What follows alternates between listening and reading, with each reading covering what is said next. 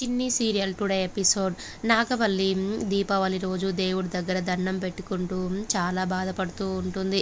అంతలోనే వెనుకకి వసంత వచ్చి వాళ్ళ వదినను చూస్తూ ఉంటుంది. నాగవల్లి, నా కొడుకు మ్యాడీని దూరం చేశావు. అమెరికా నుంచి వచ్చిన తర్వాత ఇదే ఫస్ట్ పండగ దీపావళి బాగా సెలబ్రేట్ చేసుకోవాలనుకున్నాను మ్యాడీతోటి. కానీ నాకు మ్యాడీని దూరం చేశావు దేవుడా. తొందరగా మ్యాడీ మా ఇంటికి వచ్చేలా చెయ్యి దేవుడా అనేసి మొక్కుకుంటూ ఏడుస్తూ ఉంటుంది. అప్పుడు వసంత, వదిన ఇదంతా నా వల్లే జరిగింది వదిన, మా కొడుకు వల్లే జరిగింది, వరుణ్ వల్లే. వరుణ్కి ఏది కావాలంటే అది కొనిచ్చేవాళ్ళం, వాడికి ఇష్టమైందల్లా కొనిచ్చేవాళ్ళం, వాడు అందుకే అలా చేశాడు వదిన. వరుణ్ వల్లనే మ్యాడీ దూరం అయిపోయాడు వదిన.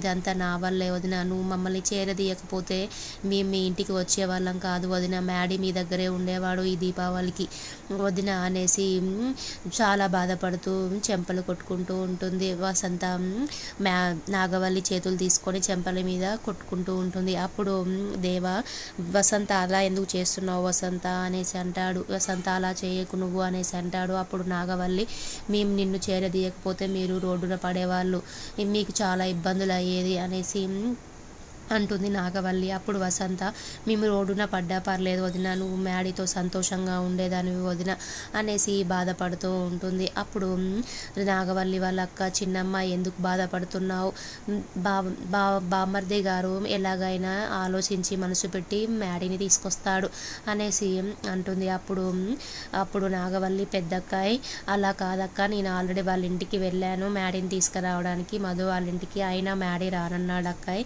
అనేసి అంటుంది అని చాలా బాధపడుతుంది. అప్పుడు దేవా, నేను మ్యాడీని తీసుకొస్తాననేసి బయటికి వెళ్ళిపోతాడు. అప్పుడు వసంత, ఇదంతా నా వల్ల జరిగింది వదిన, నన్ను క్షమించు అనేసి అంటుంది. అప్పుడు నాగవల్లి, నీదేం తప్పు లేదులే వసంత అనేసి అంటుంది. తర్వాత మధు వాళ్ళ ఇంటికాడ దీపావళి సెలబ్రేషన్స్ జరుగుతూ ఉంటాయి. అప్పుడు మధు పువ్వులు కడుతూ ఉంటుంది. పువ్వులు కడుతూ గుమ్మానికి, ఇంకా మ్యాడీ ఏంటి డ్రెస్ వేసుకోలేదు, నేను కుట్టిన డ్రెస్సు అనేసి చూస్తూ ఉంటుంది. అప్పుడే మ్యాడీ డ్రెస్ వేసుకొని వస్తాడు. అప్పుడు మధు చూసి, వావ్ ఎంత బాగున్నాడు అనేసి అంటుంది. అయినా మ్యాడీకి ఒక జలక్ ఇవ్వాలనేసి కింద పడినట్టుగా యాక్షన్ చేస్తూ అమ్మో అనేసి అంటుంది. అప్పుడే మ్యాడీ, మధు ఏమైందనేసి మధుని పట్టుకుంటాడు. అప్పుడు మ్యాడీ మధు ఇద్దరు చూసుకుంటారు.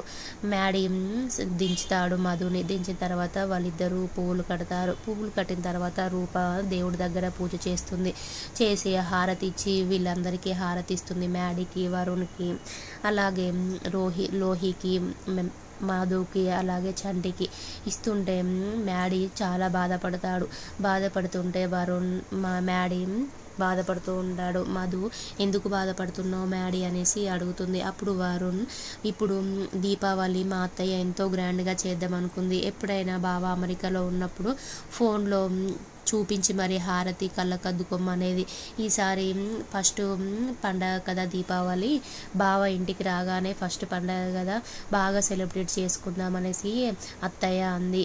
ఇదంతా నా వల్లే, నేను లోహిని పెళ్లి చేసుకోకపోతే బావ ఆ ఇంట్లోనే చాలా హ్యాపీగా ఉండేవాడు అనేసి చెప్తాడు. అప్పుడు మ్యాడీ, నీ వల్ల ఏం కాదులే బావ అనేసి అక్కడి నుంచి డల్గా వెళ్ళిపోతాడు. అప్పుడు మధు, ఎలాగైనా ఈ పండగ మ్యాడీ వాళ్ళ అమ్మ నాన్నతో జరుపుకోవాలి, మ్యాడీ బాధని తీర్చాలనేసి మధు అనుకొని మ్యాడీ దగ్గరికి వెళ్ళి మ్యాడీని స్కూటీ మీద తీసుకొని వస్తూ ఉంటుంది. అప్పుడే దేవ కార్లో వస్తూ మ్యాడీ ఫోటో చూసి, నాన్న నువ్వు అమెరికా నుంచి రాగానే మేము ఎంతో సంతోషించావు, ఈ అమ్మ నాన్న అంటే నీకు ఇష్టం లేదా, ఎంతో మంచిగా సెలబ్రేట్ చేసుకునే వాళ్ళం మన ఇంట్లో దీపావళి అనేసి అనుకుంటూ ఉంటాడు. అంతలోనే దేవ మనిషి ఒక ఆయన ఫోన్ చేసి, ఆ మినిస్టర్ నిన్ను దెబ్బ కొట్టాలని చూస్తున్నాడు, కోపంగా ఉన్నాడు నీ మీద, ఏవేవో ప్లాన్లు చేసి మన మీద అవి ప్లాన్స్ వదులుతాడంట, మన పాలిటిక్స్ బాగా వెనుకకు పోయేలా చేస్తాడంట అనేసి చెప్తాడు. అప్పుడు దేవా, ఆ ప్లాన్స్ ఏంటో నువ్వు కనుక్కొని చెప్పు, లేదంటే వాడిని నేనే దొంగ దెబ్బ కొడతాను ఆ మినిస్టర్ని అనేసి అంటాడు. అప్పుడు సరేలే అనేసి దేవా మనిషి, ఆ ప్లాన్స్ కనుక్కుంటానులేండి సార్ అనేసి ఫోన్ పెట్టేస్తాడు. అప్పుడు దేవాకి చాలా కోపం వస్తుంది. ఇదంతా మ్యాడీ నీ వల్లేరా, మినిస్టర్ వాళ్ళ అమ్మాయిని వరుణ్ చేసుకుంటే ఈ బాధ అంతా ఉండకపోయేది, నా ఫ్రెండ్స్ అందరు ఇప్పుడు నాకు శత్రువులు అవుతున్నారా నీ వల్లే అనేసి అనుకుంటాడు. తర్వాత మధు మ్యాడీ ఇద్దరు స్కూటీ మీద వస్తూ ఉంటారు. వస్తూ ఉంటే మ్యాడీ ఎటు మధు అనేసి అడుగుతాడు. అప్పుడు మధు ఎటైనా చెప్తేనే వస్తావా లేదంటే రావా అనేసి అంటుంది. లేదు మధు, చెప్పొచ్చు కదా ఎటు వెళ్తున్నామో అనేసి అంటుంది. అప్పుడు మధు నన్ను జీవితాంతం భరించాలి కదా మ్యాడీ నువ్వు అనేసి అంటుంది. అప్పుడు ఏంటి మధు ఏమంటున్నావు అనేసి అంటాడు. అప్పుడు మధు ఆ జీవితాంతం అంటే నేను జీవితాంతం ఫ్రెండ్గా ఉంటాను కదా అప్పుడు భరిస్తావా నువ్వు అనేసి అంటాడు. అప్పుడు మ్యాడీ నేను ఇష్టంగానే భరిస్తాను మధు అనేసి అంటాడు. మరి కష్టాన్ని కూడా ఇష్టంగానే భరిస్తాను మధు నీతో పాటు స్నేహాన్ని అనేసి అంటాడు. అంతలోనే మధు నేను మ్యాడీ అంటాడు, నువ్వు డ్రెస్ కుట్టావు కదా అసలు నీకు ఎవరు నేర్పించారు ఈ కుట్టడం అనేసి అంటాడు. అప్పుడు మధు మా అమ్మ నేర్పించింది అనేసి అంటుంది. అవునా, ఆ రూప ఎలా బాగానే నేర్పించింది కదా రూప అంటే నీకు అనేసి అంటాడు. తర్వాత మధు రూప కాదు, ఇప్పుడున్న అమ్మ కాదు, మా కావేరమ్మ నేర్పించిందని మనసులో అనుకుంటుంది. వాళ్ళిద్దరు ఇక స్కూటీ మీద వస్తూ ఉంటారు. అప్పుడు మధు మ్యాడీ ఇదేంటి మా ఇంటి వైపు పోనిస్తున్నావు అనేసి అంటాడు. మధు మీ ఇంటి వైపు కాదు, మీ ఇంటి సైడ్కే మా ఫ్రెండ్ వాళ్ళ ఇల్లు ఉంది, అక్కడికి వెళ్తున్నాం మనం అనేసి అంటుంది. అనుకుంటూ స్కూటీ ఆపుతుంది. మా మ్యాడీ వాళ్ళ ఇంటి కొంచెం దూరం ఉందనగా.